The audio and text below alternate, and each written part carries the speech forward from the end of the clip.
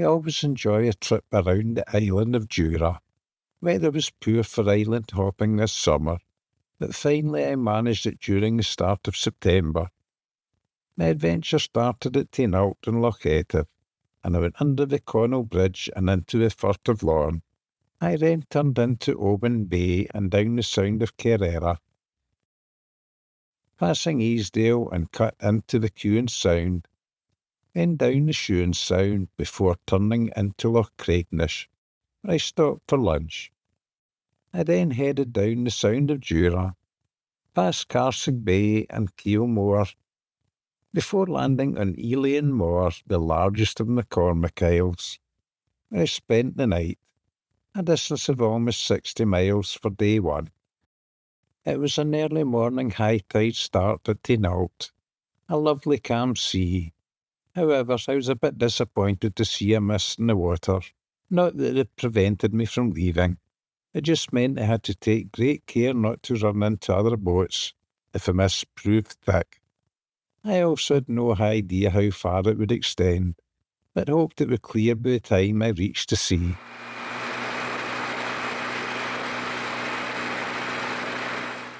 And sure enough, it cleared as I passed under the bridge.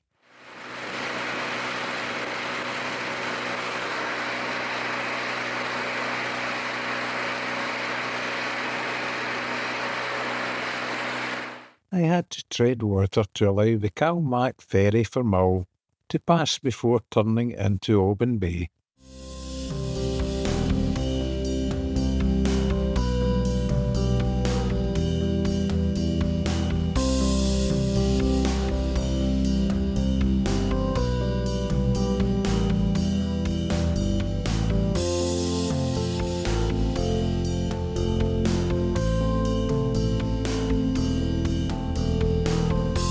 I enjoyed a smooth run through the Sound of Kerrera.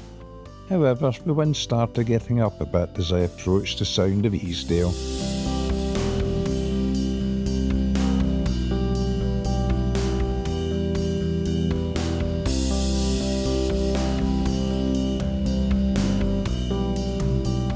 I slowed a little to allow the Easdale ferry room to cross to the island. It was going to be a busy weekend for them, as it was a World Stone Skimming Championship in a few days' time.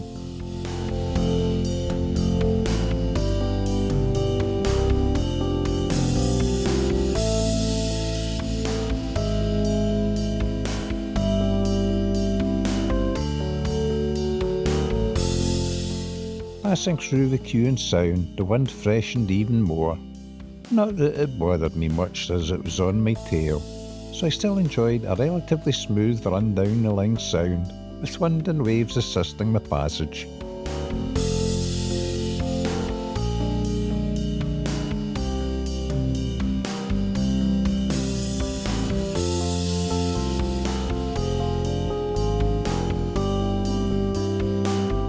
Leaving the shelter of the Slate Islands, I looked across towards the Corryvreckan Gap, and was happy I was passing it by and heading down the eastern side of Jura, which I presumed would be more sheltered than the exposed western side of Jura, even though the wind was from the north. As it was now lunchtime, and I always enjoy a sandwich while sitting on a remote shore, I headed through the Doris Mór tide race, which was hardly flowing as it too was having lunch between tides, and headed into Loch Craignish to look for a sheltered landing spot.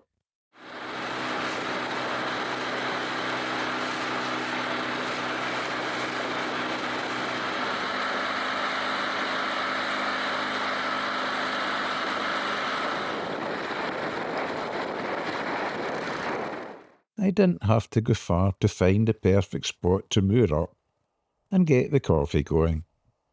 Unfortunately, it was now clouding over, and in the fresh wind it wasn't the warmest day for admiring the views, but I still happily slurped my hot coffee and scoffed a cold meat sandwich. It had been a poor summer, so I was just delighted to be out and about again on a multi-day adventure. It was obvious there were a few other boaters doing the same. and after my lunch I clambered back into the inflatable cabin cruiser and continued on my way, heading southward towards the MacCormick Islands.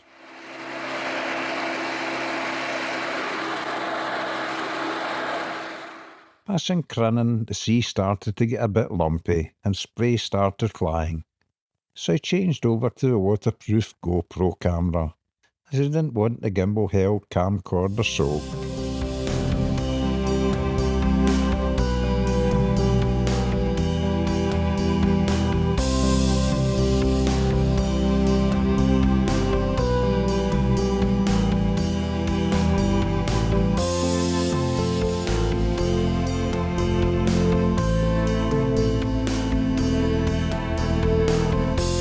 The sound of Jura is a very tidal part of the sea, and as the tide was now in full flood against the wind, and that's what's causing the bouncy waves.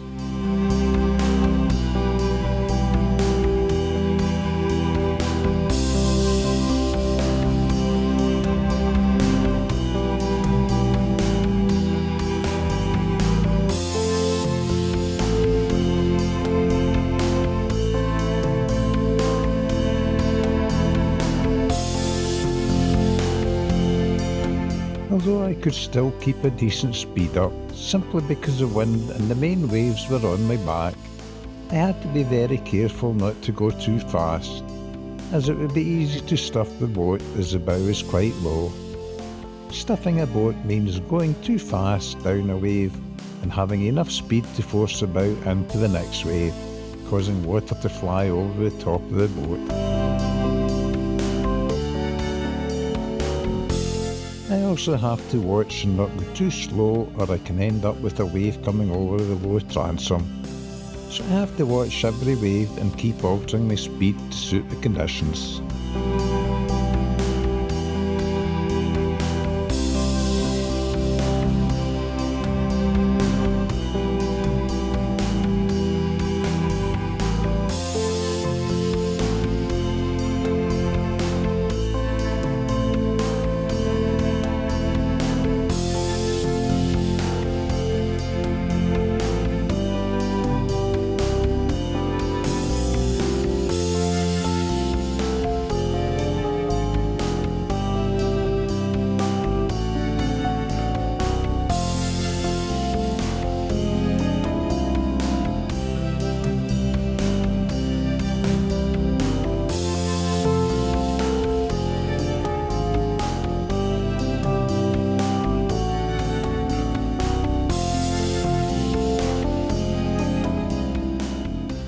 Travelling the mainland coastline from Crinan to the entrance of Loch Sween seemed to take forever, so I was delighted to finally see Eilean Mór, the MacCormick Island I was staying overnight on, come into view. The only problem was I also knew there was a fierce tide flowing between the mainland and the island. I even wondered if it would prove too much for me in a strong wind. However, I also knew that as soon as I reached the island, there was a very sheltered harbour area for me to sleep overnight on the boat, so I was pretty determined to reach it. Incidentally, the GoPro camera's wide-angle lens gives the illusion the waves are not as big as they really were.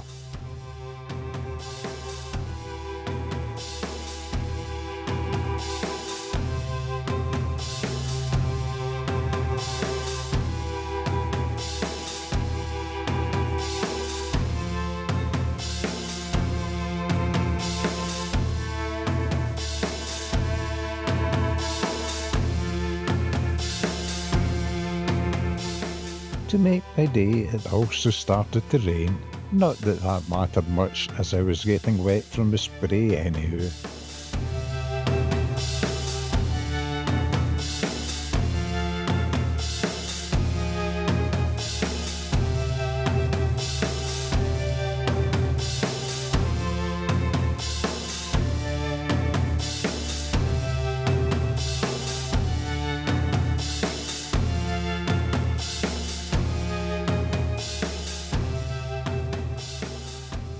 Perseverance, stubbornness, and perhaps a touch of luck, and I was safely across the race in the shelter of Eilean Mór.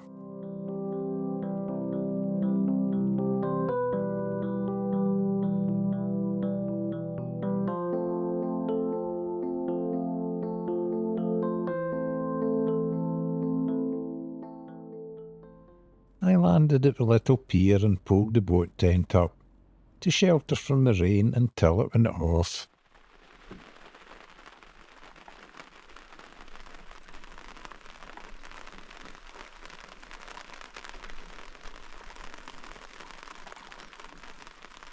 When the rain started to ease off, I headed for Billy's visitor centre to see if it was open, which it was.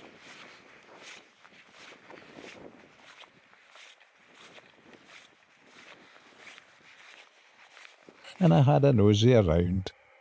It tells a little of the history of the island, and there is a note saying to place any interesting finds in the windowsill, which kept me amused for half an hour until the rain clouds had passed.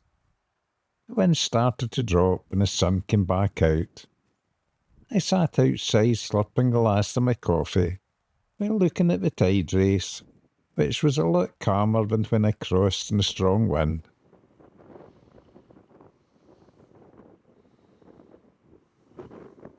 I was actually quite glad it had been a rough crossing, as it was only one here that day. Sometimes, especially in good weather, there can be one or two yachts moored in the bay. I had the whole island to myself. I took a short stroll to see the cairn on the northern tip of the island, which some believe is a lasting Viking navigation marker. Looking across to the island of Jura, I was pleased to see the sea was settling nicely again, as I couldn't have crossed it earlier when the wind was at its strongest. I then headed back to Billy's visitor centre and had my supper, a Tesco ready meal curry, washed down with a tin of gravy. And very nice it was too. The wind had all but disappeared now, so as I digested dinner, I let the drone loose to look over the island. Walter Patterson Neil, who died in 1978, left the farm of Keels in Ireland to the Scottish National Party. Billy Wolfe, chairman of the SNP at the time, recognised the historical importance of the island, so it was retained when the rest of the farm was sold off. The island is now owned and managed by the Eilean Mor MacCormick Trust. The island played an important part in the Celtic and medieval church.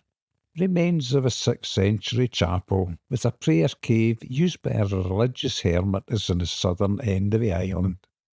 A chapel, possibly built around 1100 AD and refurbished in the mid-1300s, lies in the centre of the island. Near the chapel is a large Celtic cross, which I think replaced the original 1400 cross, which was sent to the Scottish Museum. At the northern end of the island is a more modern Billy's Visitor Centre and a small harbour where I parked up for the night. There are also various other relics of interest, such as a tomb, the navigation beacon, and the remains of prayer cells, mostly overgrown nowadays. And as it was now a lovely evening, I started on my walk round the island to see the sights. The small natural harbour offers shelter in all directions but the strongest northerly wind. It's a very quiet and peaceful island, and as I went my walk, I allowed my mind to wander back to Viking times and early days of religious marks.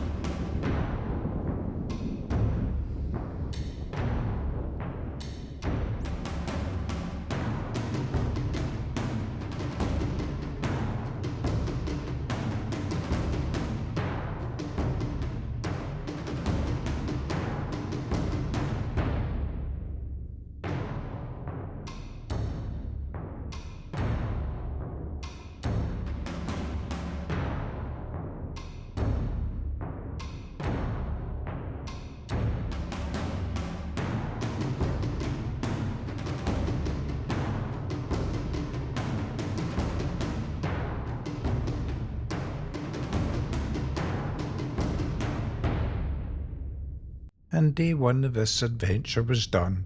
In part 2 I explore Loch Sween. I hope you enjoyed the video, and thanks for watching.